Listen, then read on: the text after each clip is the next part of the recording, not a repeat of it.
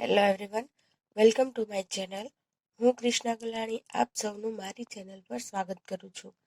આજે આપણે ધોરણ 8માં કવિતા ચોથી ઉઠો ધરા કે અમર સપૂતો આના વિશે પાઠ્યપુસ્તકમાંથી સમજણ મેળવીશું. બરાબર, તો કવિતાના લેખક છે દ્વારિકા પ્રસાદ મહેશ્વરી.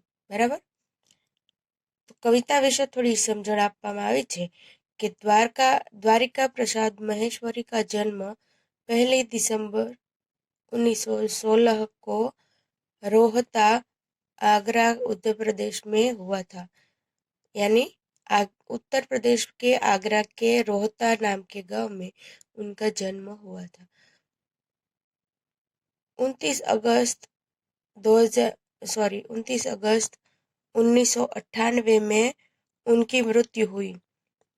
अनेक 6 काव्य संग्रह, उनके 6 काव्य संग्रह और 2 खंड काव्य, 26 बाल साहित्य, 3 कहानी संग्रह तथा अन्य साहित्य भी प्रकाशित है। इतना ऊंचा उठो उठो धरा के अमर सपूतो कौन सिखाता है चिड़िया को, चंदा मामा आ पुनः नया निर्माण करो, माँ यह वसंत ऋतु, हम सब सुमन एक उपवन के, उनकी प्रसिद्ध कृतियां है। प्रस्तुत काव्य में प्रकृति के तत्वों से प्रेरणा लेकर अपने ज्ञान का उपयोग कर देश के सपूतों को नवनिर्माण करने का संदेश दिया गया है। ચાલો તો હવે આપણે કવિતા સમજીએ. ઉઠો ધરા કે અમર સપૂતો पुनः नया निर्माण करो, जन जन जन के जीवन में फिर से नव स्फूर्ति नव प्राण भरो। इसके द्वारा कवि क्या बोलना चाहते हैं? कवि कह रहे हैं, हे भारत माँ के अमर पुत्रों, गुलामी की रात अब बीत गई है। अब हम सबको आज़ादी मिल चुकी है। आज़ादी का नया सवेरा हुआ है। अब तुम अज्ञान, आलस और नींद से जागो।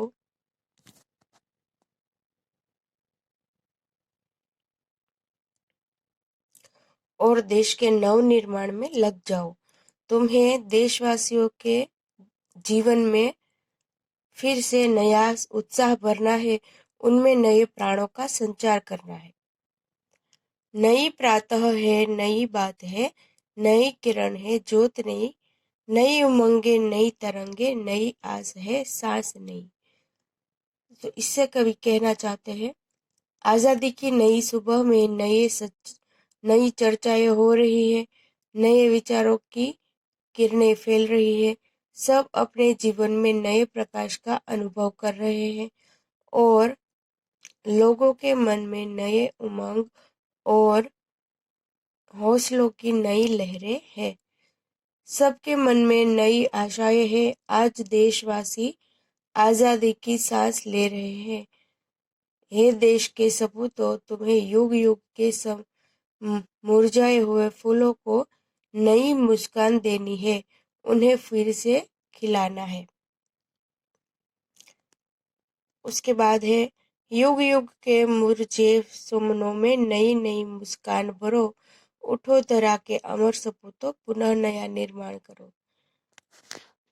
तो जैसे हमने सीखा कि युग युग से जिन फूल जो मुरझा गए थे, उन सब फूलों को नई मुस्कान देनी है।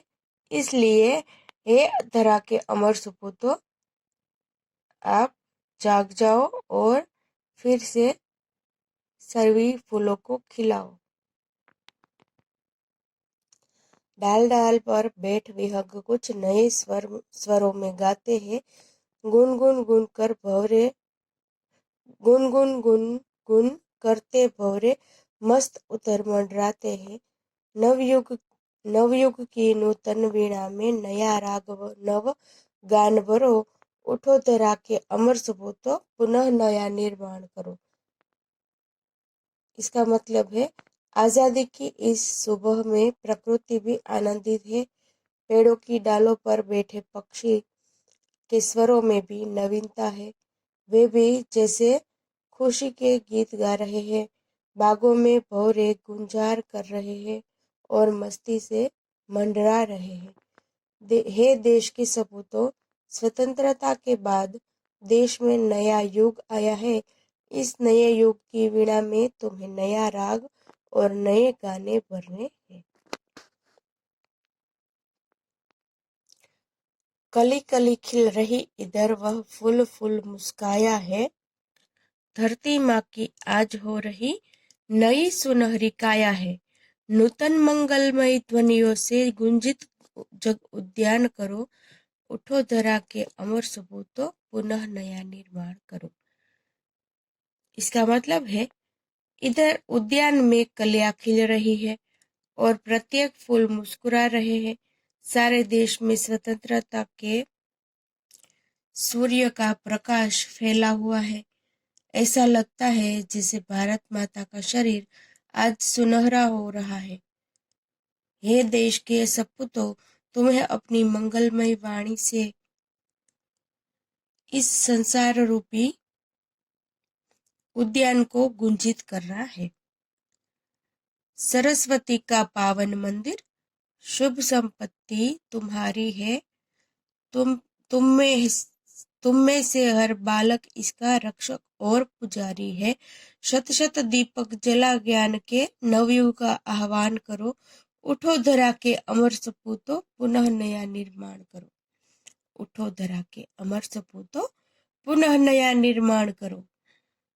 कवि कह रहे हैं, कवि देश के बालकों से कहते हैं कि आप अपना देश सरस्वती का पवित्र मंदिर है।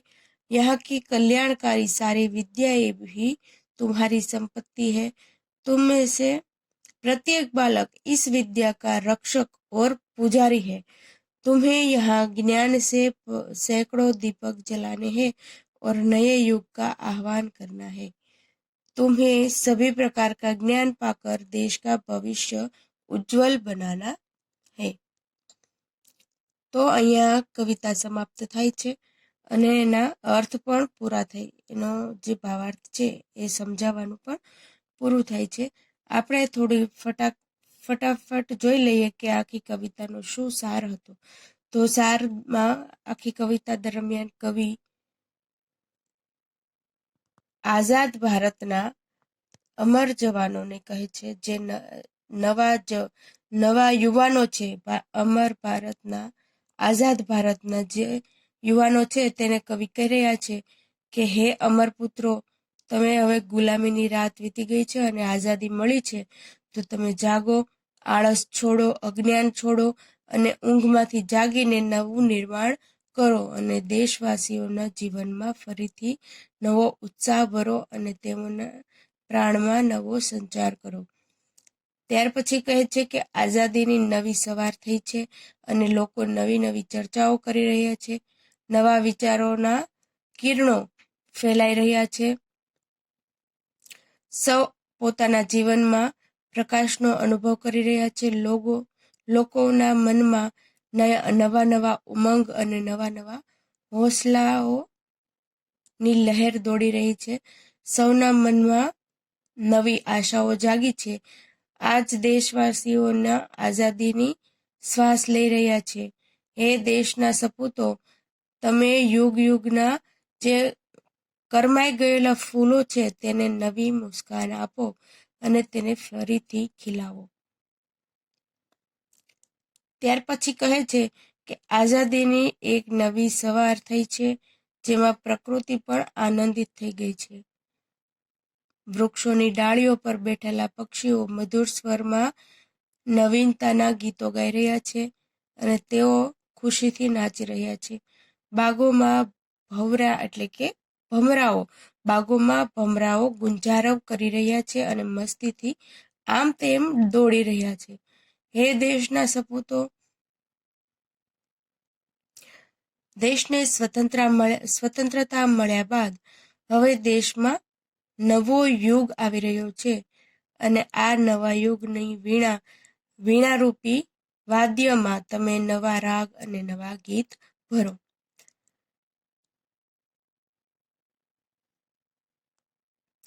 ત્યાર પછી કવિ કહે છે કે એવું લાગે છે કે બગીચાઓમાં નવી કળીઓ ખીલી રહી છે અને પ્રત્યેક ખીલેલા ફૂલ છે તે હસી રહ્યા છે અને ખુશ થઈ રહ્યા છે. આખા દેશમાં સ્વતંત્રતાનો સૂર્ય પોતાનો પ્રકાશ ફેલાવી રહ્યો છે અને એવું લાગે છે જાણે ભારત માતા આજે નવા સોનેરી કપડાઓથી સજ્જ થયા છે. હે દેશના સપૂતો, તમે તમારી મંગલમય વાણીથી સંસારરૂપી બાગને ગુંજિત કરો, એટલે કે તેમાં તમારું મધુર ગીત ગુંજન કરો. ત્યાર પછી કવિ કહે છે બાળકોને, જે દેશના નાના નાના બાળકો છે તેને કહે છે કે આપણો દેશ હવે સરસ્વતી માતાના પવિત્ર મંદિર સમાન છે અને આ કલ્યાણકારી એવા વિદ્યાઓ જ તમારી સાચી સંપત્તિ છે. ભલે લૂંટનારાઓ દેશમાંથી ગમે તેટલી વસ્તુઓ લૂંટીને જતા રહ્યા છે, પરંતુ જે સરસ્વતી માતાએ આપેલી કલ્યાણકારી સારી વિદ્યાઓ છે તે તમારી સંપત્તિ છે, એને કોઈ લૂંટી શકે તેમ નથી. તો તમે પ્રત્યેક બાળક આ વિદ્યારૂપી મંદિરના રક્ષક બનો અને પૂજારી બનો અને તમે અહીંયા જ્ઞાનના સેંકડો દીપક જલાવો અને નવા યુગની આહ્વાન કરો અને ધીરે ધીરે